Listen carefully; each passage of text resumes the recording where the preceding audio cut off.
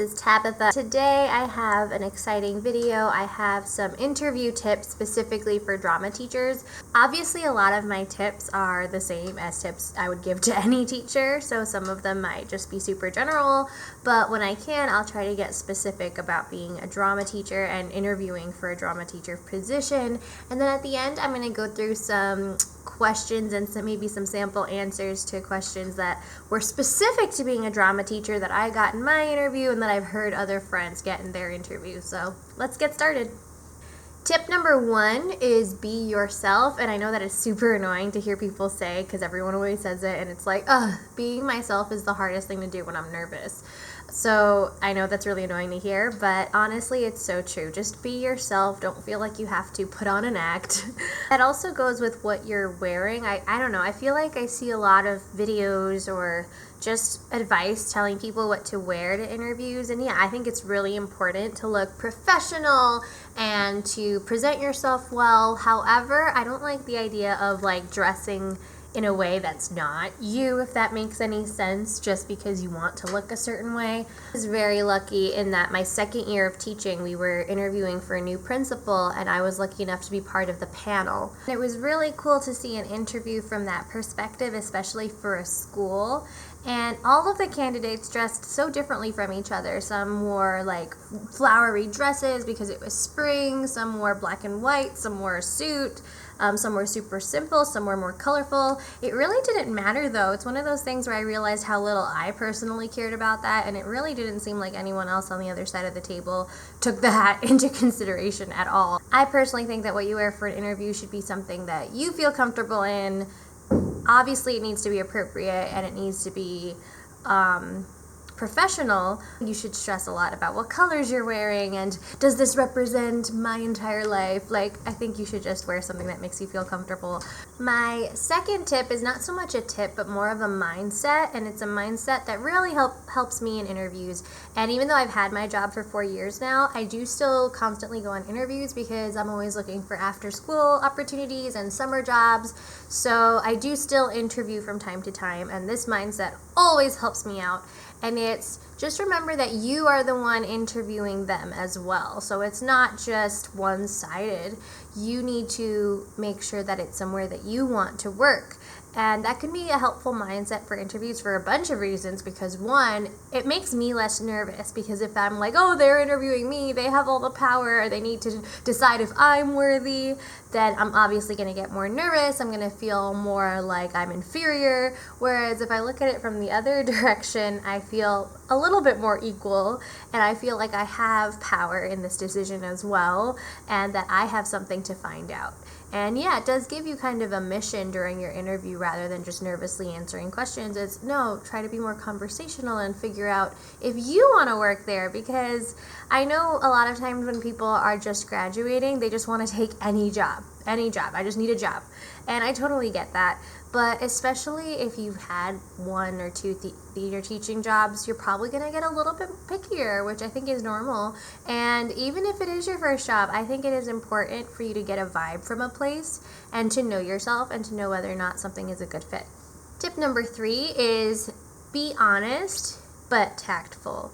And what I mean by that is sometimes you're going to be asked things where you know that what the answer they're looking for is not necessarily the answer you can give. So for example, I was interviewing for an after-school opportunity, and they were talking to me about how the person who just had the position before me was so big on having a huge budget and having huge set pieces and lights and just tech. And they were talking about how that was a huge part of their theater program.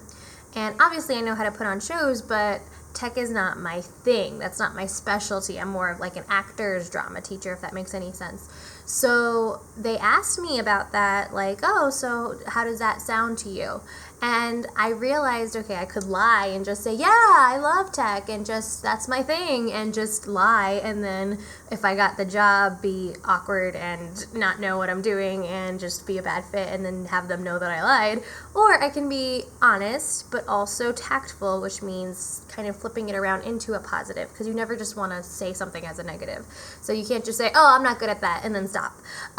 You have to say, I love that. That is not actually my area of expertise, but I am so excited to work in a school that has people that are excited about that, and I can't wait to learn more and delegate those tasks to other people as well.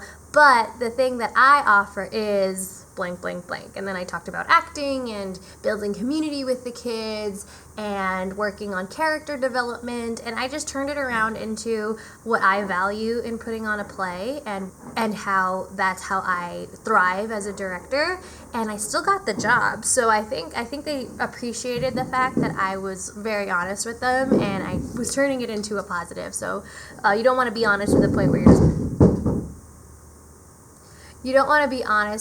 where you're just putting yourself down, but you want to be honest and then also turn it around and make it into a positive, so at least they can respect the fact, hey, she was really honest about this and she gave us a new outlook on things. Maybe we do want a director this time that focuses more on the kids. Things like that. Tip number 4 is to not be afraid to teach them a little bit about drama. Obviously, don't be condescending about it, but usually when you're interviewing, it's usually not with another theater teacher. It's with a principal or assistant principal, and usually they don't have as much experience with drama teaching as they would other subjects. I know most principals tend to have like a more generalized education background. If you do get a principal that used to be a drama teacher, that would be really cool.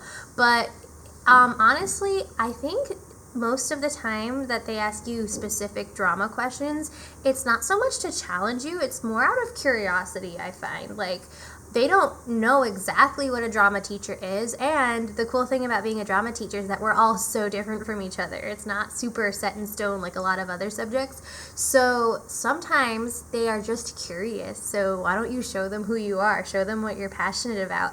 And the reason I love interviewing is because I'm super passionate about what I teach, and I love sharing that to anybody who will listen, even if I'm not in an interview. It's super annoying, but if I know that if I was the one interviewing someone, if someone was talking to me about something they were super passionate about and they were teaching me about why their subject is amazing, I feel like that would be someone I would be more interested in hiring, because their passion is just flying out of them, and that's what our kids need. And my last tip, which is tip number 5, is really focus on collaboration. The cool thing about theater is that it is a collaborative art. You cannot do theater by yourself at all, and I think you can really use that to your advantage, because teaching is also super big on collaboration. So take advantage of the fact that you work in a field that is all about working together, all about working as a team, because that works for any field, any other field, especially education. If you're ever able to sprinkle in the ideas of what's important about theater, how you're good at working with other people, how you're used to delegating tasks, how you're used to coming together to build one big product. That's not just relevant to putting on a show or being a drama teacher, that's relevant to being part of an entire school community. Those are all my tips. I'm just going to end this video with a couple of sample questions and maybe some ideas for answers for questions that I've heard about from my own interviews or from other teacher interviews. I'm going to start with the question that was my favorite question in my own interview, which was, how do you plan on handling or teaching, I don't remember how the wording was, but how do you plan on teaching the kids who are really not into performing? And I feel like that can have a lot of answers. I really was happy about my answer because it is true to who I am as a teacher, and it also, I feel like it's a good way to answer it, because it could be a little tricky if you're going to answer that question like, these are all the ways I try to force kids to do things, or I know that you wouldn't phrase it that way, but I think that's what they were kind of expecting. And I went from a different angle, and I talked about how theater is not just about performing, it's about that my priorities as a teacher is to show people how many opportunities there are to get involved in theater, and that they're not all just on stage. So I focus on design, I focus on theater criticism, I focus history and fun ways of learning theater history, by the way. I can make a whole video on that later. And I want to create the well-rounded theater student. I'm not about just forcing people on a stage and having them think that's what theater is. So I was talking, and then at the end, I ended my answer with, I'm not just teaching the performers of tomorrow, I'm teaching the audience members of tomorrow, because I really like to focus on theater appreciation. Because it's true, not every student I teach is going to want to be an actor, but every student I teach is going to watch a play. Every student I teach is going to watch movies. Every student I teach should grow up with an appreciation of the art form. And just as a side note to that, I've noticed as a teacher, shy kids are more likely, or just kids that aren't into theater, are more likely to perform for you once they've built that relationship, they've built that trust, they already like drama because you did other stuff that wasn't performing that was super fun, like designing costumes and watching videos of musicals and giving your feedback and fun game about Shakespeare. Now that they already enjoy your class, it's a lot easier for them to then slowly get into performing in front of people in your class and feeling comfortable, rather than you walking in on the first day of class and going, all right, class, we will be doing scenes. Because I don't know, I feel like I grew up as a shy kid, and even as a theater person, that just makes me curl up a little bit. Another question I heard about, this was actually one of my grad school professors told us about this question, and it's that a lot of, my interview didn't include this, but some interviewers will actually ask you, oh, what kind of shows do you like to put on, and things like that. And it is possible to just be like, oh, Seussical, like just give like a straight answer like that. But I also think that's a great opportunity for you to show that you actually care about the school community and you care about what they want and what the kids are. So I think a good answer to that question would be like, oh, well, before planning out a show, I would want to meet the kids. I would want to learn about what shows you've done in the past. I would want to see what the kids are interested in, just so you don't seem like a show factory that just is doing your own thing and it doesn't matter who your kids are. I think it is important to tell people that you actually care about what kids you have in your school and what they want. This is a question that usually gets asked to any teacher, no matter what subject they teach, but anything about behavior management or how you manage a classroom or how you manage poor behaviors, no matter how they phrase it, that's what it is. I feel like as a drama teacher, you do have a little bit more freedom with that answer, just because we aren't the type of class where you're supposed to sit at a desk and write. We're not necessarily the type of class where you always have to be quiet. Sometimes we're the ones telling the kids to be loud. Isn't that crazy? So definitely taking a new approach to that question than other teachers might take. Talk about how maybe specials time, their time in your drama room, is the time of the day where they can be a little louder, and maybe is the time of the day when they can sit on the floor, and is the kind of the day where they can be silly and tell silly jokes. And obviously it's going to be controlled chaos, and you can talk about the strategies you use for controlled chaos, but don't necessarily get set up in the trap of, oh, I'm very structured and I keep the noise level down, because maybe that might work for some teachers of other subjects, but I feel like you have a really rare opportunity to be, I don't know, a little more of the artsy, creative teacher that doesn't want to stifle the kids' creativity. So a way you can phrase that in an answer is maybe talk about theater etiquette and how you will use that to keep the kids, to have the kids be good audience members for each other and to have them be respectful. But you're also going to talk about the fact that if you're able to create the environment, that once you create a safe environment for your kids, you actually want your class to be a class where they get a little bit of their energy out so that they can be a little bit less wiggly in other teachers' classrooms.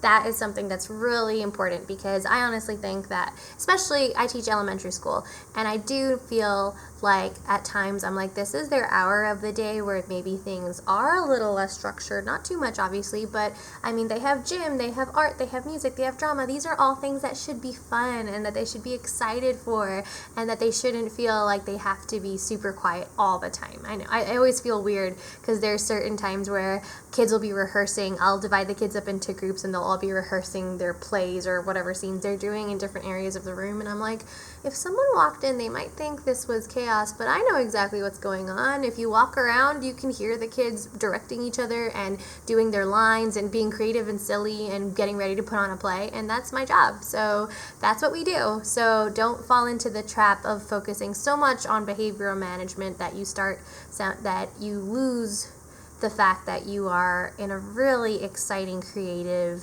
field and position in your school. I said I would be done, but one more thing. I did want to say that everyone, no matter what you're interviewing for, everyone tells you how important it is that when they ask you if you have any questions, you should actually ask questions. Don't just say, no, I'm good, just because it looks good to show that you have an interest in their school and that you do have questions. I feel like you definitely have questions, so why would you lie? Ask the questions. Obviously, don't ask weird things like how much will I get paid and where's the microwave? Like, that would be weird. But good questions to ask, especially as a drama teacher. I'll give you some examples.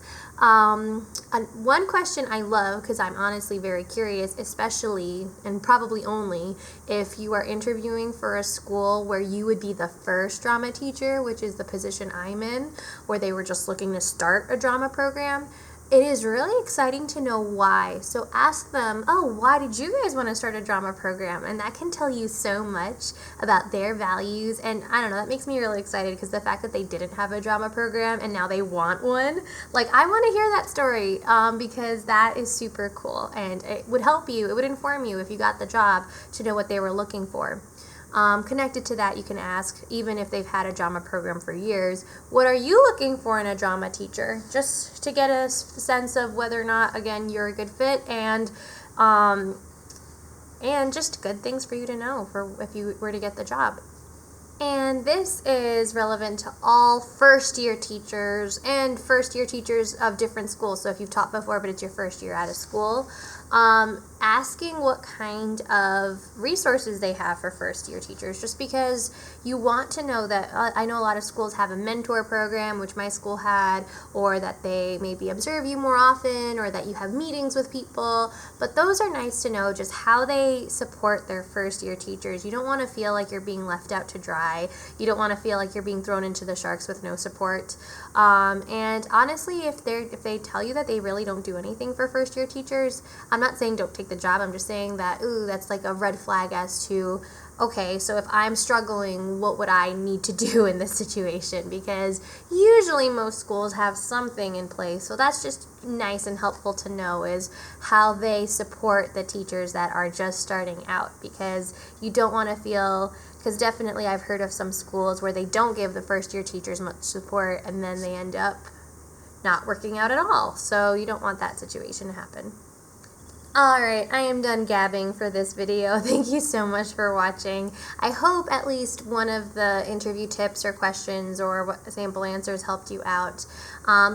Break a leg to any theater teacher, whether you are just changing schools or you're starting your career or whatever you are doing. Break a leg in the job search. It's going to be great. And I really hope everyone gets into a place where they are a good fit. And guess what? If you don't, you can just move somewhere else. Okay, that happened to like 2 of my grad school friends and they're totally happy now. So it doesn't matter if your initial job is not your dream come true. That is totally normal. But don't put too much pressure on yourself. Have fun with the interview process, and you are in the best career, in my opinion, in the world. So no matter what, you are extremely lucky to be in where you are now in your life. All right, have a great day, and I'll see you guys in the next one. Bye.